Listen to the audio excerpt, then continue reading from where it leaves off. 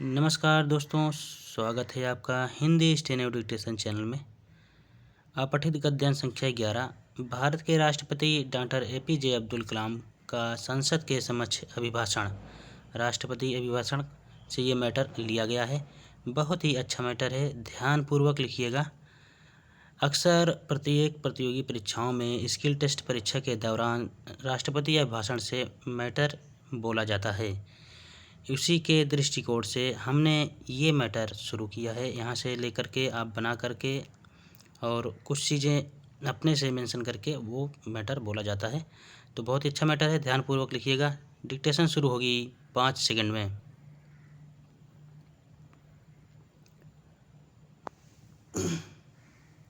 Ready, start. माननीय सदस्यगण, हमारे देश के लिए यह अत्यंत उल्लेखनीय वर्ष है। हम अपनी स्वतंत्रता की 60वीं वर्षगांठ मना रहे हैं।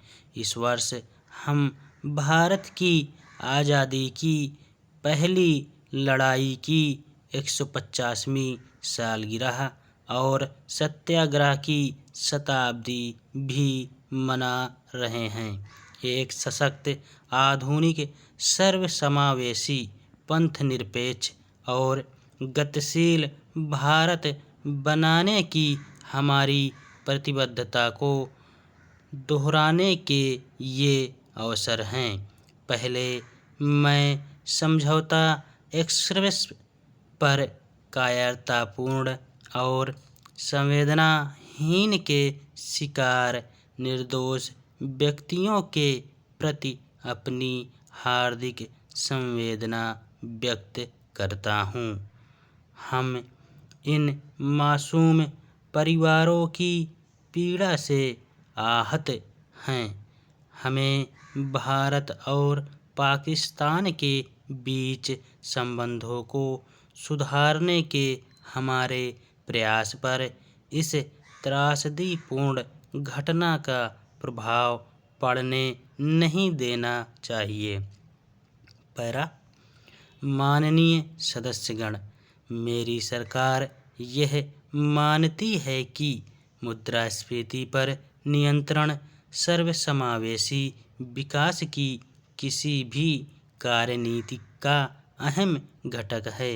वर्ष 2006 के पूर्वार्ध में तेल की वैश्विक कीमतों में हुई तीव्र वृद्धि तथा वस्तुओं की वैश्विक कीमतों में आए उछाल के प्रतिकूल प्रभाव से हमारे लोगों को बचाने के लिए मेरी सरकार ने कई कदम उठाए।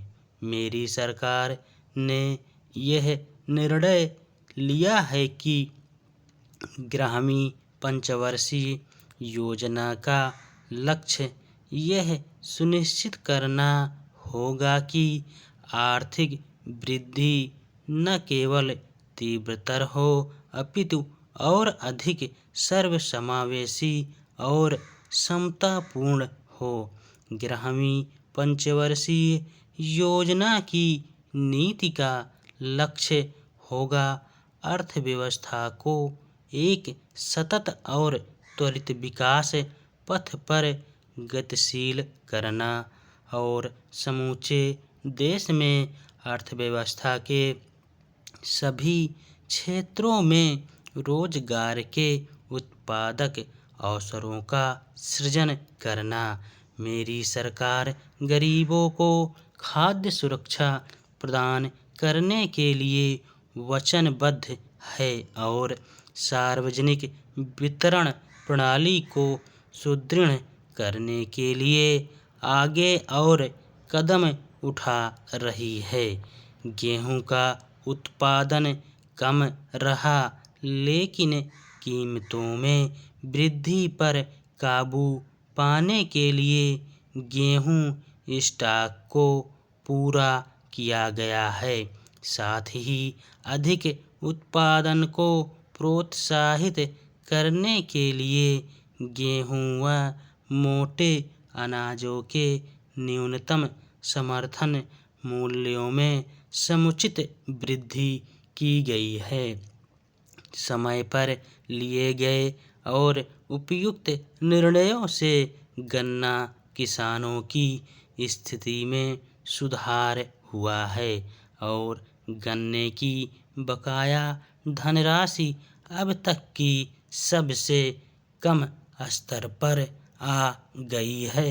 संसद ने पिछले सत्र में अनुसूचित जातियों और वनवासियों को उस भूमि पर अधिकार देने का एक विधान बनाया है जो सदियों से उनके कब्जे में रही, परंतु जिसे वनों के रूप में वर्गीकृत किया गया था। यह एक क्रांतिकारी विधान है जो इन वर्गों को सुरक्षा प्रदान करेगा, इनका उत्पीड़न रोकेगा और इनकी आजीविका में वृद्धि करेगा। इसके लिए हमने एक राष्ट्रीय जनजातीय नीति तैयार की है। धन्यवाद।